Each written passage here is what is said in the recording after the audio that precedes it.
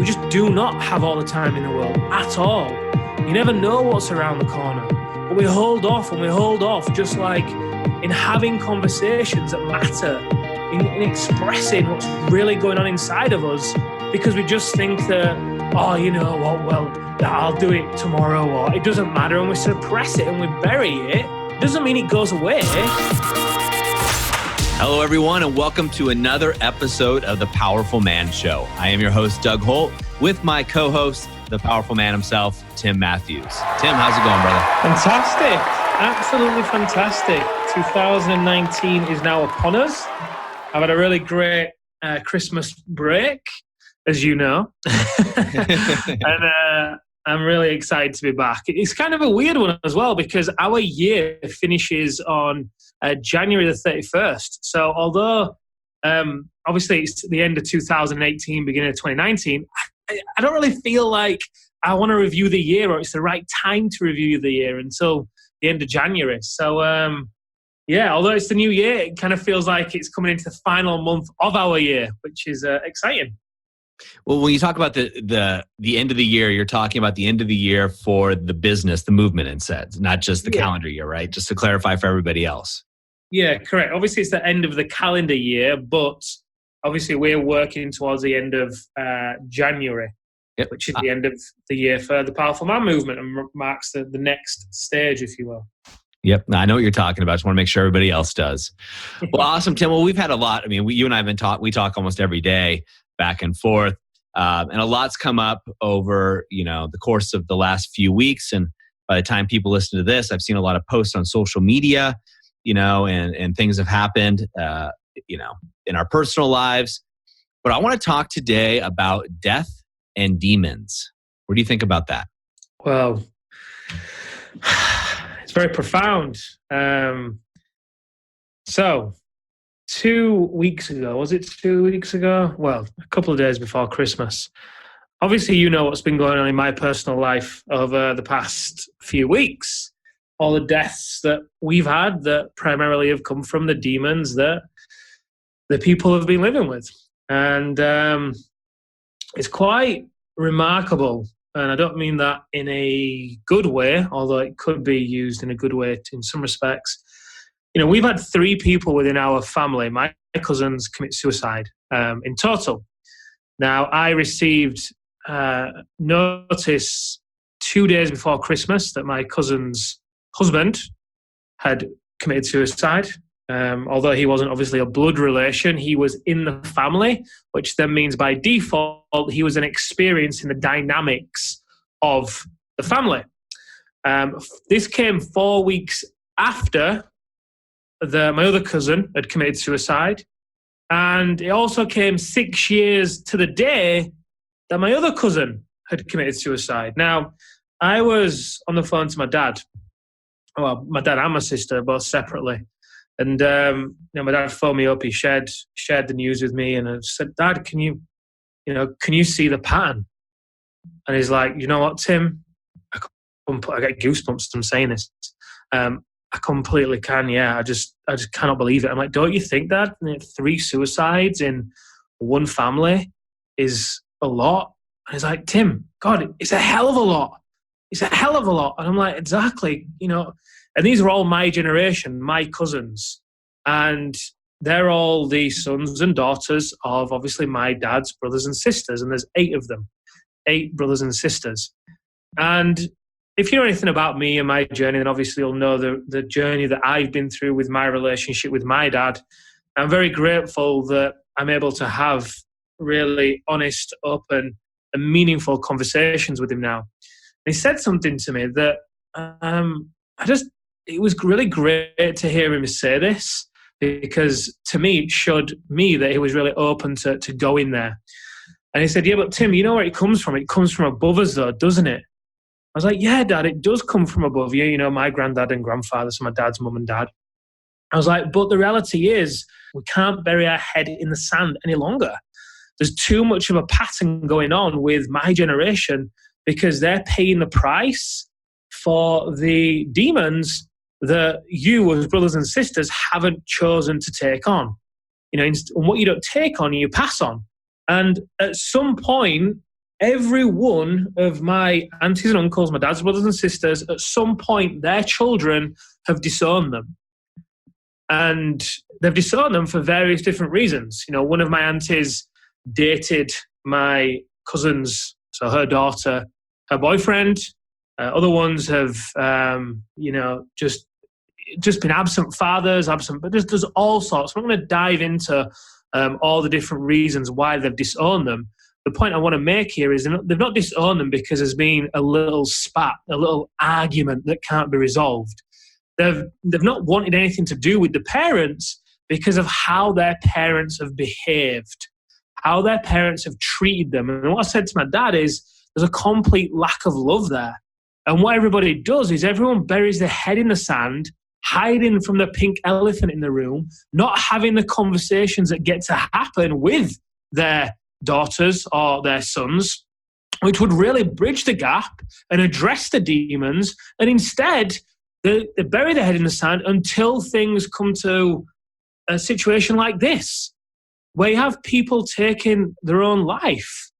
And it's just incredible to see that there's 3 people, that my cousins, that have done this. And I'm so, thankful. Because my sister, when I was speaking to my sister about this, she was like, yeah, but Tim, it's all right for you because, you've manned up, quote unquote, that old saying.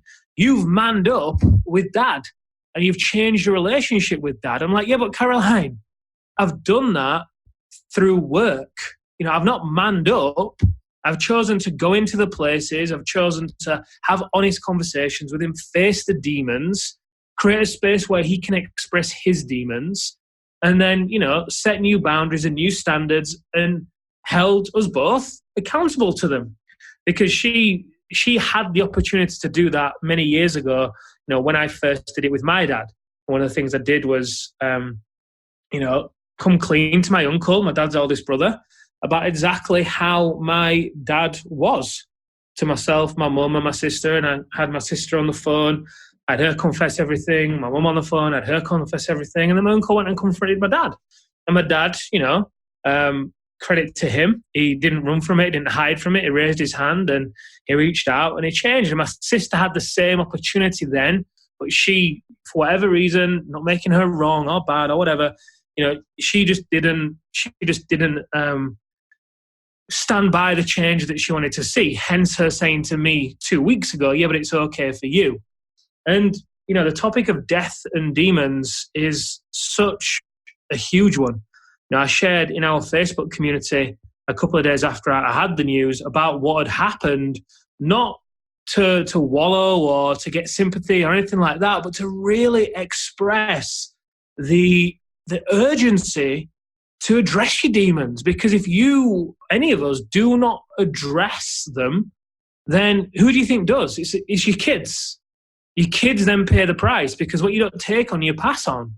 And they then have to do the work. So doing the work now, choosing to do the work, like the work that I'm doing, it never stops, the work that you've done, Doug, the work that I feel is the work of the men of our generation, you that chain. So you can pass a torch onto your kids, your daughter, your son, that is completely different to the one that you has passed. Because at the end of the day, my dad and his brothers and sisters, they have done the best that they've, known how to do with the tools that they've had available to them. We're very blessed in this day and age to have things like the internet, social media, to be able to have this conversation so that it makes it very easy for you to change your circle of influence and to establish a new norm, much easier than it did, 20, 30, 40 years ago when, you were then raising kids and the beliefs that you had and the actions and the habits from the demons that you've got, were just passed on because awareness was a tool that was I wasn't saying it was lacking back then, but it was very, very different. And as you can tell, I'm really passionate about this topic for obvious reasons. And I just think that, sometimes we can forget how fragile life is. We can sometimes get into the trap, and I've done this myself in the past, where we think we've got all the time in the world, and we don't. We just do not have all the time in the world at all. You never know what's around the corner, but we hold off, just like my dad's brothers and sisters have done, in having conversations that matter, in expressing what's really going on inside of us, because we just think that, oh, you know what, well, I'll do it tomorrow, or it doesn't matter, and we suppress it and we bury it. It doesn't mean it goes away at all. It doesn't go away, it stays there. And that's where the demon then continues to sit and reside. When I shared this in the Facebook group, you know, we had so many guys commenting about the demons that they had either worked through or they were experiencing or they were burying. And it's so, so key, in my opinion, that we do the work so that our kids don't have to. So good. And a topic that hits home, I think, to everybody listening in one way, shape, or form. And, you know, I've told you this before. It's just, there's so much pain, you know, I can, you know, going through what your family's going through. And obviously my heart goes out to everybody involved and all those listening that are going through something similar. You know, Tim, when you look at this, and we look at this from a top level, from a powerful man type perspective of the way that the men and women that listen to this show are thinking, do you think that in the past, people didn't deal with these issues because it was too hard, or do you think it was just taboo to talk about it? I think, first of all, it was taboo to talk about it. You know, if I think about, you know, I've had these discussions with my dad as well, but obviously now the link is undeniable within our family anyway. But you know, the conversations I had with my dad is, you know, when he was, you know, 8 years old, 9 years old, 10 years old, the treatment that he received from his mother and father was awful at times. It was barbaric at times. It was disgusting and ridiculous.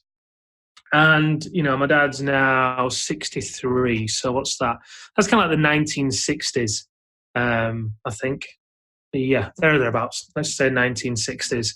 That, you know, he was a young boy, and yeah, I think back then, you know, how many years after World War II is that? I think it's only one generation after World War II, and my grandparents and my dad's father and mother, their parents were generals. One of them was a general in the army, and he was a general in the British Army. They obviously occupied India. So then my granddad inherited a lot of that really hard upbringing. That's what he saw sometimes. And I think back then, I think it was taboo, because the idea of what it meant to be a man and a man's role in society was really to go out there and hunt. You know, go out there and be the breadwinner and be the tough guy and, you know, be the one that really enforced, and the woman's role was the role to nurture and to stay home and, you know, to be that motherly figure. And obviously that then got passed on to, you know, my granddad, who obviously treated my father and his brothers and sisters in the way that he did. And I think it was just the norm. So I think, in answer to your question, Doug, I think it was a culmination of things. One, definitely taboo, you know, what it meant to be a man, talking about your emotions then. Second of all, I think it was environment. You know, because they didn't have things like the internet. Even TV was relatively new back then, wasn't it?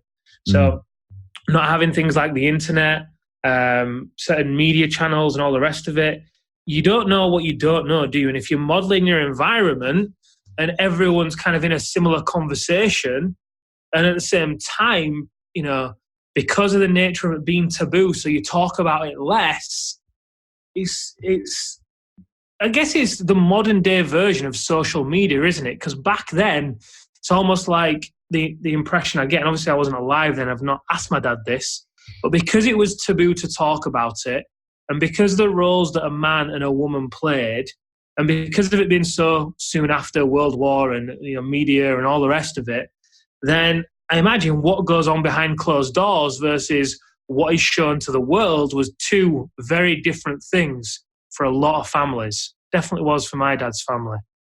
And it's interesting because I'm saying this, it's like, wow, well, although we've got all these tools in today's world and we can access things so much easier, and we can be in better conversations and change our environments, it's almost like social media has been, and I'm kind of going off topic a little bit here, but it's almost like social media has become that front.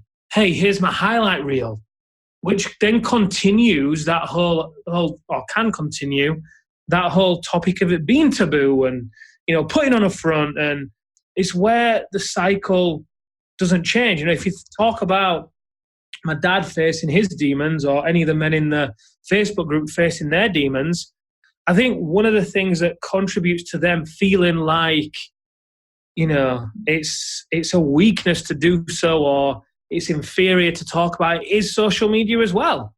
Because they look at everybody else's highlight reel and think, well, shit, he's got all his stuff together. He looks like that way. Their family looks like that way.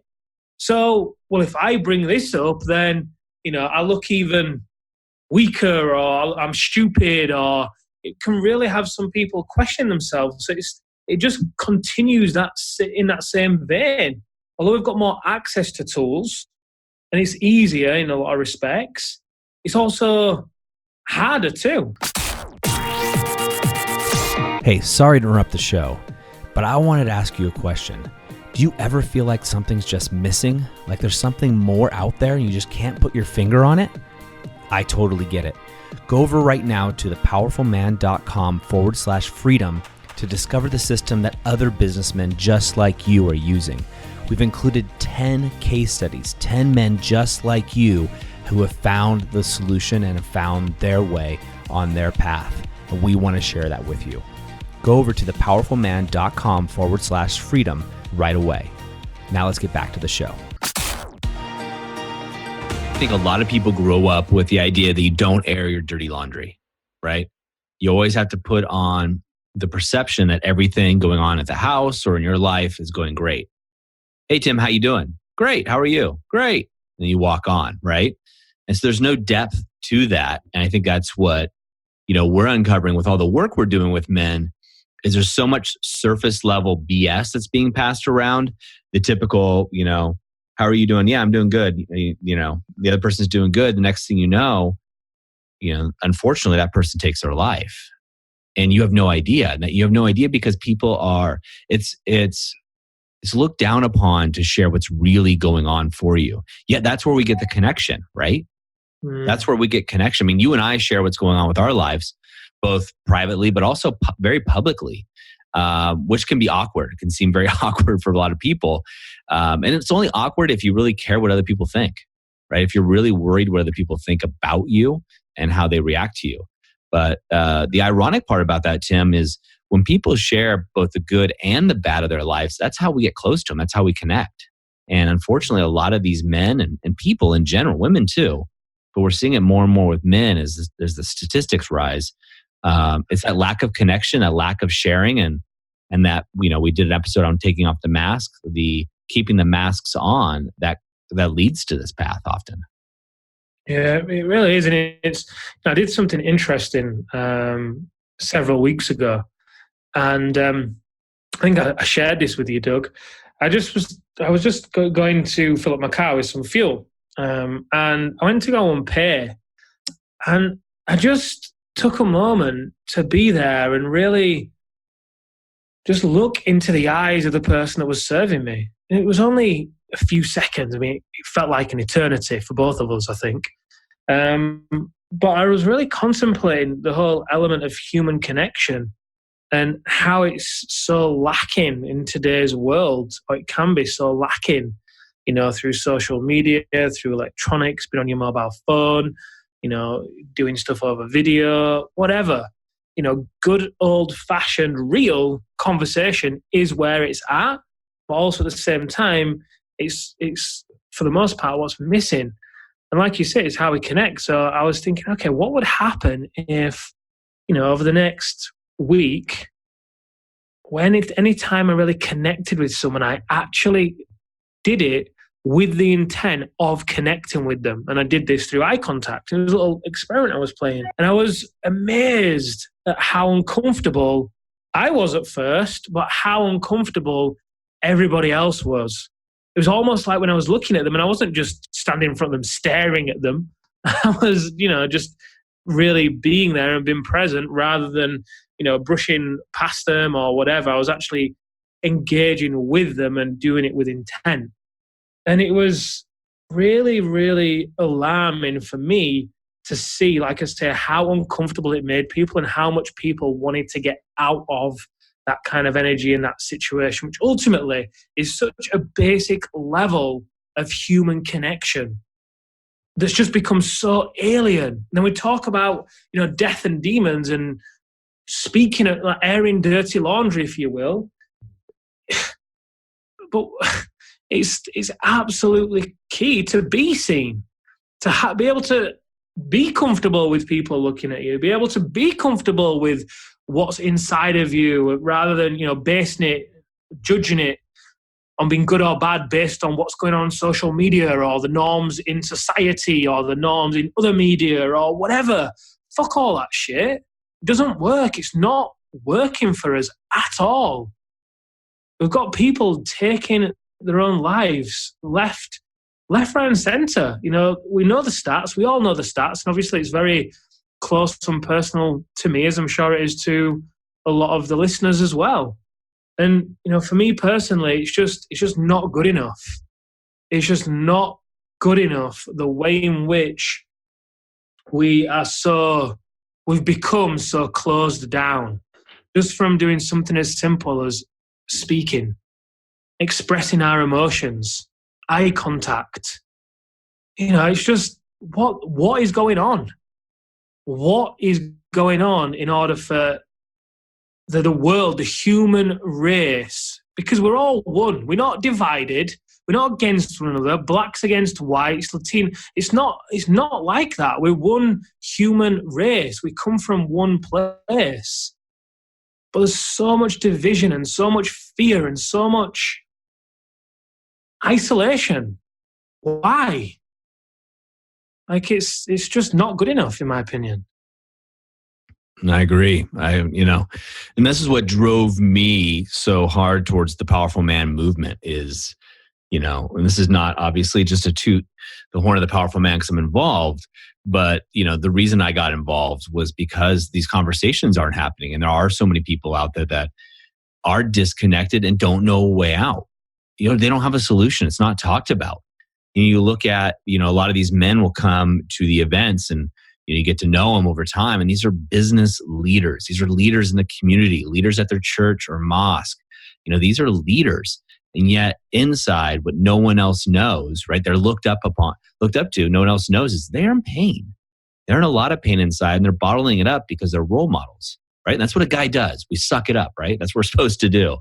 And unfortunately, as we found out, a lot of these guys are walking that thin line, right? They're facing their demons, right? Or they're not. Truth be told, they're not facing their demons, and that's the real problem. But their demons are coming up. And as we found out through the years, Tim, with a lot of these men is, once they face their demons and actually look at them and look at them through, we do all kinds of things. I don't want to give away all the things that happen at the Alpha Reset, but they're able to face them in a way that's supportive, in a way that allows them to move past them. Because a lot of these men were walking the line, and we didn't know this. Now you can you do this so often, you can look at somebody and kind of get an idea, right? You'd be almost stupid not to with having as many reps as we have. But a lot of these guys were walking that edge of, do I want to go on or not? Is life better here or not? And it's really, as I used to think how crazy it is to sound, I get where they're coming from. I understand where they're coming from and I understand what they're saying. And, as we started this show, you and I were talking offline, it starts with the demons, right? It's the demons that are inside of all of us, so to speak. The shadow, as you often talk about in the activation method with the men as you're walking them through the shadow exercises. These are key components that I believe all men should go through and walk through. And as you've said so eloquently early on, guys, if you don't do this, if you're not brave enough to step up and do this, to be the man to step up and face the darkest parts of the corners of your mind and your soul, somebody else down the line will be paying that price. Yeah. It's always the case. And where does it end? Where does it end? If you don't do the work, then who is going to do the work? When is it going to happen? It's just so many things are going through my mind right now as we're talking about this. So many things. And I think the one thing I really want to get across is, this was a few things, but firstly, this isn't about making anybody wrong or judging or whatever. But at the same time, I do want it to be a real conversation that if you're listening to this and this is resonating with you, then get off your ass. Quite simply, don't be a victim. Don't wallow in your own self-pity. Just ask for help. And I don't mean that to sound crass or, judgmental or insensitive, but at the same time, maybe nobody else is saying this to you. And it's key that you realize that you are loved and that people do care about you. But often, if you're suffering in silence, people aren't going to read your mind. And your demons are never as bad as you think they are. They're just not. We build these demons up to be these big, scary, crazy monsters with so much fear and emotion attached around them and entangled in them, because usually we've been living with these demons since we were 5, 6, 7 years old. We've been trying so many different surface level things to get rid of them: money, women, cars, homes, holidays, whatever. The more that we've tried and the more we've not been able to get rid of them, the bigger they seem. But they're not that big. They're not that scary. I know that might not mean a great deal right now coming from me stood on the outside looking in, but I'm saying that from the perspective of we have walked hundreds of men through these processes and they're never as bad as it seems. Once you're in the process, once you've taken that leap, it's like going to the gym. What's the toughest part of going to the gym? It's getting there. What's the toughest part of getting rid of your demons? It's raising your hand. It's asking for help. But you've got to do it. You really have got to do it. It's not okay for me to sit by and watch as more people choose to take their life. It's just a complete waste. It's so unnecessary. It's so unnecessary. So just raise your hand, ask for help. I know in a lot of the shows, we often like to include or end the show on, what's one thing the guys can do right now? The one thing you can do really is quite simply ask for help, raise your hand, have that conversation with somebody that you're holding back from having. Reach out to us. Look, I don't really give a shit whether you work with us or not. And I don't mean to sound disrespectful, but I don't. I care more that you actually have somebody to speak to. Join the Facebook community. It's free. It's full of guys. Come in there, speak to us, go on the website, download more trainings, whatever you get to do to just get moving and get out of this. Because it doesn't have to end in the way that it's ended for a lot of my family, and it ends for so many men. You are capable and deserving and worthy of so much more and so much better and with so much more ease than what you might be experiencing right now. So true. So men and women, but men in particular, as you're listening to this, if you are in that place, reach out to a friend. There's helplines. In fact, we're working right now on trying to partnership up with a couple of these, one in the UK, one in the US, to talk about men's mental issues. Please raise your hand. Tim and I are accessible. So are the other coaches. This is not our specialty. We're not suicide prevention specialists or therapists by any means, nor are we trying to claim or put off that we are. We're just guys. We're just guys that are here for you. And if there's anything that we can do for you, please let us know. You're needed here on this plane. We want you to be here. So, Tim, any other parting words that we can take away? No. Awesome. Well, that's a wrap for another episode, guys. Until we see you next week, we'd love to see you in the Facebook. We have a private community on there. So make sure you get there and make sure you check out the live webinar that we have on the website. Have an amazing rest of your day.